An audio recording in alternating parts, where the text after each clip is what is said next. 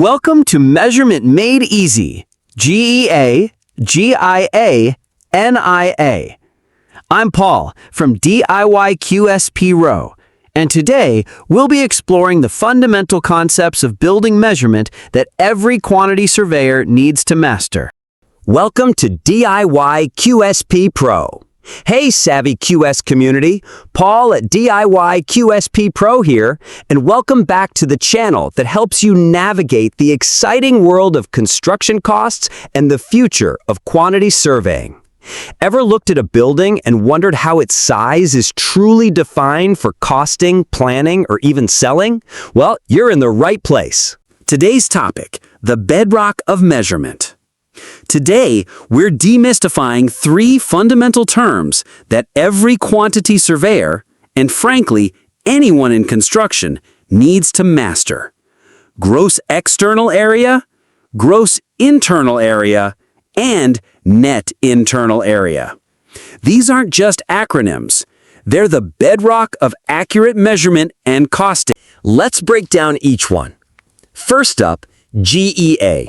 Gross external area. Think of this as the total footprint of a building. It's measured to the outside face of the external walls at each floor level. Yes, that means the wall thickness itself is included in your measurement. Why is GEA important? It's often used in early-stage cost estimations, for planning applications, and sometimes for benchmarking against similar projects. It gives you a quick, broad stroke of a building's overall size. Next, we have GIA, gross internal area. This one measures to the inside face of the external walls at each floor level. So, unlike GEA, the wall thickness of the external walls isn't included, but internal walls, columns, and structural elements are included. Why is GIA important?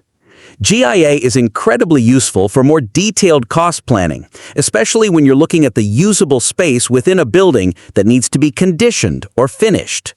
It's also critical for rental valuations and understanding the overall volume of enclosed space. NIA, net internal area. Finally, the most granular of the three, NIA, net internal area. This is where we get down to the truly usable space within a building. NIA is measured to the internal face of enclosing walls. What NIA excludes?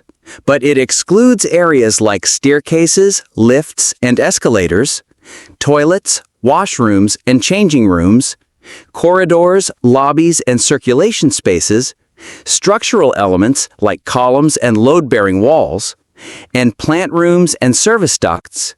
The hierarchy of measurement.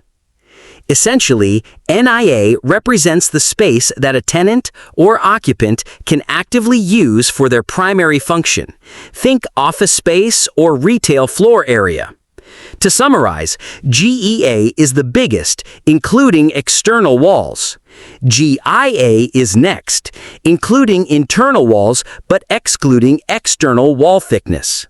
And NIA is the smallest, representing pure usable space. Practical guide, let's measure. All right, time to get practical. Let's take a simple floor plan and walk through how you'd measure GEA, GIA, and NIA. Imagine we have a small rectangular office building. Step 1. Measuring GEA. For GEA, we'll measure from the outside face of the external walls. Let's say our building is 10 meters long and 6 meters wide, from external face to external face. Simple multiplication gives us 60 square meters for our gross external area. Now, for GIA, we're measuring to the inside face of those external walls. If our external walls are 200 millimeters thick, we'd subtract that from both ends of our length and width. So our internal length becomes 9.6 meters and internal width 5.6 meters. Multiply those and our GIA is 53.76 square meters. And finally, for NIA, we take our GIA and then subtract areas like the small toilet and a corridor, and maybe a structural column. Let's say those excluded areas total 13.26 square meters.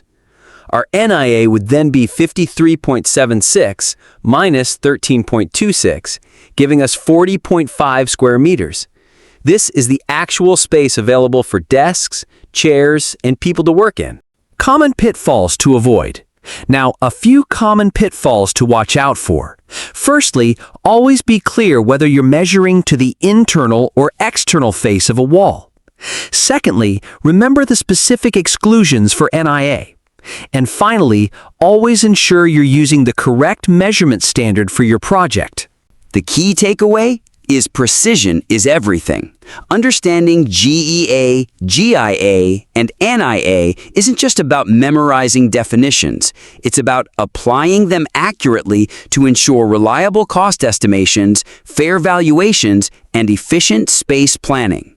And there you have it, a practical guide to GEA, GIA, and NIA. I hope this video has helped clarify these essential concepts for you. If it did, please hit that like button, share it with your colleagues, and subscribe for more content. Thanks for watching, and I'll see you in the next video.